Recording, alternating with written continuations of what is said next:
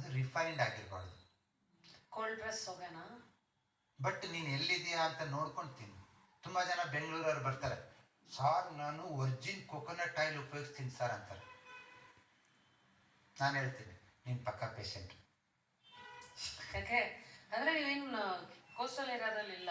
ಹಾಂ, coconut is cold. Coastal ಏರಿಯಾದಲ್ಲಿ immediate ಇರ್ತತೆ, ಬಿಸಿ ಇರ್ತತೆ, ಅವ್ರು ತಿನ್ಬೋದು. ಅವ್ರಿಗೆ ಆಪೋಸಿಟ್ ಅದು ಬೇಕದು. ಬೆಂಗಳೂರು ಕೋಲ್ಡ್ ವೆದರಲ್ಲಿ ನೀನು ಕಡಲೆಕಾಯಿ ಎಣ್ಣೆ ತಿನ್ಬೇಕು. ನೀನು ಇಲ್ಲಿ ಬಂದ್ಬಿಟ್ಟು ಕೊಕೊನಟ್ ಆಯಿಲ್ ತಿಂತೀನಂದ್ರೆ ಲಿವರ್ ಡಮರ್. ನೋಡಿದ್ರಾ? Thank you. ನಮ್ಮ ಅಜ್ಜಿ ಎಲ್ಲ ಹಳೇ ಕಾಲದಲ್ಲಿ ಕಡಲೆಕಾಯಿ ಎಣ್ಣೆನೂ ಉಪಯೋಗಿಸಿ ಪುಳಿಯೋಗರೆ ಇವೆಲ್ಲ ನಾಪ್ಕ ಇದೆ ನಮಗೆ. ಬೆಂಗಳೂರಲ್ಲೆಲ್ಲ ಉಪಯೋಗಿಸೋದಿದೆ ಕಡಲೆಕಾಯಿ ಎಣ್ಣೆ. ಮೇಡಮ್, ನೀವು ನಮ್ಮ ಮನೆ ಇಲ್ಲಿಂದ 1 ಗಂಟೆ ಬನ್ನಿ, ಇನ್ನೊಂದು ವಾರಕ್ಕೆ ಕಡಲೆಕಾಯಿ ಕಿತ್ತೀವಿ. I am not joking. ನನ್ನ ಕಡಲೆಕಾಯಿನ ಜಸ್ಟ್ ತಿನ್ನಿ, ಆ ಆರೋಮ, ಆ ಟೇಸ್ಟ್ ಹೆಂಗಿದೆ ಅಂದರೆ, ನೀವು ಬೆಳಿಗ್ಗೆ ಒಂದಿಷ್ಟು ಕಡಲೆಕಾಯಿ ತಿಂದ್ಬಿಟ್ರೆ ಸಂಜೆ ತನಕ ಎನರ್ಜಿ ಇರ್ತದೆ. I will show you the original taste of ಕಡಲೆಕಾಯಿ ಎಣ್ಣೆದು. ಆ ಗಮ್ ಅಂತ ಇರ್ತದೆ. ನಾವು ನಮ್ಮ ಆರ್ಗನ್ಸನ್ನು ನಾವೇ ಆಹಾರದಿಂದ ಹಾಳು ಮಾಡ್ತೀವಿ. ಮಾಡರ್ನ್ ಸೈನ್ಸ್ ಹೇಳುತ್ತೆ ಹೈಬ್ರಿಡ್ ಗೋಧಿನಲ್ಲಿ ಗ್ಲೂಟೆನ್ ಅಂತ ಒಂದು ಪ್ರೋಟೀನ್ ಇರುತ್ತೆ, ಅದು ಲಿವರ್ನ ಹಾಳು ಮಾಡುತ್ತೆ.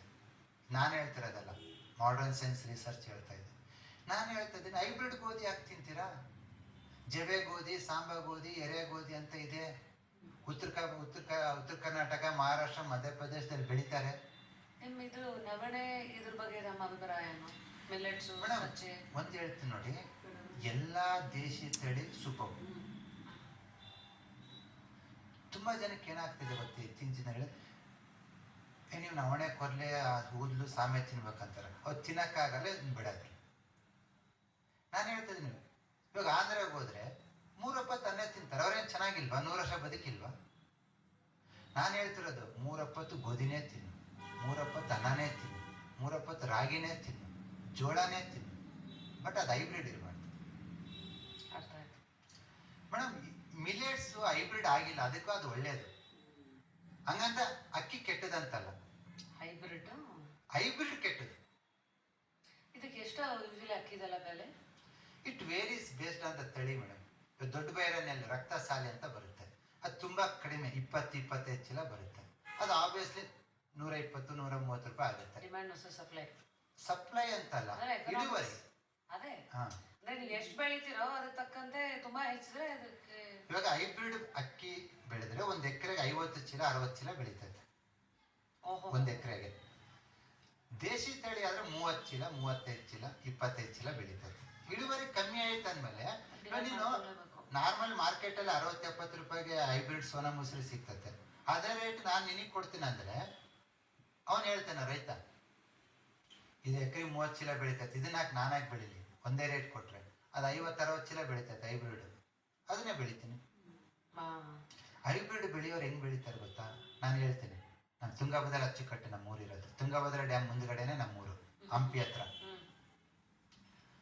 ಮೊದಲು ನಾವೊಬ್ಬರು ಏನು ಮಾಡೋರು ಅಂದರೆ, ಎಲ್ಲ ಭತ್ತನೆಲ್ಲ ಮಾರಿಬಿಟ್ಟು ಬೀಜಕ್ಕಂತ ಉಳಿಸ್ಕೊಳೋರು. ಇವಾಗ ಯಾರು ಬೀಜಕ್ಕಂತ ಉಳಿಸ್ಕೊಳಲ್ಲ, ಎಲ್ಲ ಮಾರಿಬಿಡ್ತಾರೆ. ಕಂಪ್ನಿಗೆ ಹೋಗ್ಬಿಟ್ಟು ಹೈಬ್ರಿಡ್ ಬೀಜ ಮಾರೋ ಕಂಪ್ನಿಗೆ ಹೋಗ್ಬಿಟ್ಟು ಜಾಸ್ತಿ ಇಳುವರಿ ಬರುತ್ತಂತ ಆ ಬೀಜ ತರ್ತಾರೆ. ನಾನು ಒಂದು ಗಮನಿಸಿದೆ, ನಮ್ಮೂರಲ್ಲಿ ನಾವು ಒಂದು ನಾಟಿ ತಳಿ ಬೆಳಿತೀವಿ, ಬೇರೆಯವ್ರು ಹೈಬ್ರಿಡ್ ಬೆಳಿತಾರೆ.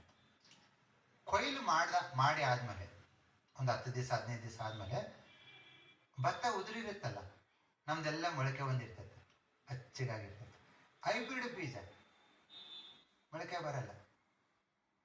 ಅದಕ್ಕೆ ಹೈಬ್ರಿಡ್ ಬೀಜ ಯಾರೆಲ್ಲ ಬಿತ್ತನೆ ಮಾಡ್ತಾರಲ್ಲ, ಅದು ಅಕ್ಕಿ ಇರ್ಬೋದು, ಗೋಧಿ ಇರ್ಬೋದು, ತರಕಾರಿ ಇರ್ಬೋದು, ಆ ಬೀಜನ ಮತ್ತೆ ಬಿತ್ತನೆ ಮಾಡಕ್ಕೆ ಬರಲ್ಲ. ನೀವು ಮತ್ತೆ ಕಂಪ್ನಿಗೆ ಹೋಗ್ಬಿಟ್ಟು ಬೀಜ ತಗೋಬೇಕು.